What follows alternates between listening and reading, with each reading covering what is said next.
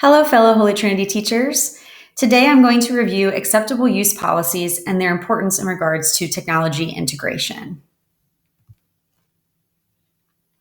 I will be covering the basics of what an acceptable use policy is and provide you with an overview of our current policy. In addition, I will be providing suggestions on how to communicate an AUP to students, parents, and faculty, and how to implement a policy and ensure it is being followed. Lastly, how you can implement and follow AUP policies to promote digital citizenship. Let's get started. Before we dive into our own school policies, we need to have an understanding of what an AUP is. An acceptable use policy is a document that provides safe parameters for exploring digital resources and using school-issued devices properly. The purpose of this document is to ensure that both students and faculty are utilizing the internet and school devices in an appropriate and safe manner. This document is fully customizable based on the current needs of the school and aids in teaching students digital citizenship skills. AUPs also require a signature from parents, students, and faculty as a sign of agreement to the guidelines that are outlined in the policy. According to the National Education Association, an effective AUP has 6 key elements: a preamble, or why the policy is needed and what are its goals; definitions, which provide definitions to key words that are found in the policy; policy statement, what computer services are covered by the AUP and when and where students can use these devices; acceptable uses, defines the appropriate uses of the computer, device, and network; unacceptable uses, gives clear and specific examples about what is inappropriate usage; and finally, violations and sanctions. How do students report a violation of the AUP? What are the consequences for violation of an AUP? Now, let's review our own school policies for both teachers and students. Both policies can be found in the Blackbaud portal under the Resources tab. The faculty AUP can be found in the Faculty Handbook under Section 3.7, labeled Technology Use. The faculty AUP is extensive, and as such, I will provide an overview of specific attributes of this policy that should be noted by all faculty. Something that every faculty member should take notice of is that Holy Trinity's AUP must be signed off on annually, meaning that each year the policy should be reviewed and signed. Password sharing is strictly prohibited, which includes passwords to laptops, Blackbaud, and other school purchase software or licenses. No school business should be conducted through personal email accounts or through personal devices. In addition, faculty members are responsible for ensuring the confidentiality and appropriate use of institutional data, such as student information and any proprietary information. Employees should not install any software on a computer for which the school does not have a license. Nor should faculty members click on links or open attachments if there is concern regarding their legitimacy, as cyber attacks on schools have become more prevalent in recent years. In addition, teachers are required to consult with the technology department before using digital materials to ensure that copyright law is being followed. Lastly, the school has the right to monitor any and all usage of its information technology resource, and teachers should assume that they have no right to privacy with respect to any messages or information created or maintained on the school's technology resources. The student AUP policy is found in the Parent-Student Handbook under the section for the one-to-one program.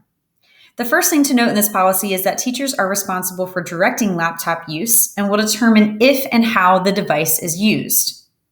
In addition, when the laptop is at school, the device is viewed as an educational tool. Using the laptop for gaming, social interactions, or viewing videos or movies is prohibited during class time. Lastly, students are prohibited from utilizing the school network or equipment, as well as personal laptops, to create, access, download, edit, view, store, send, or print materials or programs that are illegal, offensive, harassing, intimidating, discriminatory, sexually explicit or graphic, pornographic, obscene, or otherwise inconsistent with the values and standards of the school. Now that we have reviewed the faculty and student AUPs, how should we go about educating and reviewing these policies with students, parents, and staff members? One way to go about this would be to hold an information session at a back-to-school night. Parents and students would attend this session outlining the school's AUP prior to signing off on the document and being issued a school device. Failure to attend will result in students not being able to obtain their devices or access the school network.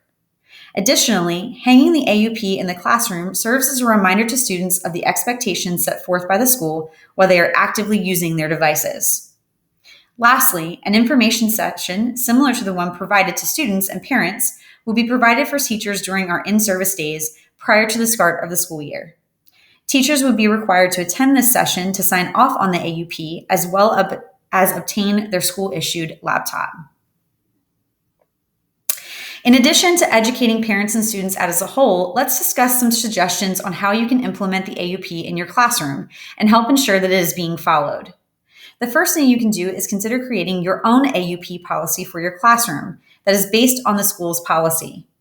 Your classroom is unique to you, and as such, your implementation of technology in your classroom is also going to be unique. You should ask students to get involved in helping to develop your classroom AUP. This will ensure that you are reviewing the school's policy in detail while also creating a document they understand and will be more willing to follow. If you don't want to create something new, you might consider rewording the policy into statements that can then be displayed in your classroom. For example, changing the policy into I statements will help students take ownership of their usage of both school devices and networks. Lastly, there should be a focus on teaching students digital citizenship skills so that they understand why these policies exist and how they are meant to keep them safe. Common Sense Media is a great resource for both short and longer lessons around topics like presenting yourself online, digital footprints, social media and friendships, and data collection. Lastly, let's discuss the ways that you can make sure to follow the faculty AUP policy. The most important thing you can do is to make sure that you have read the policy in its entirety. You can't follow something properly if you are not aware of what it says or what the implications are for not following the policy.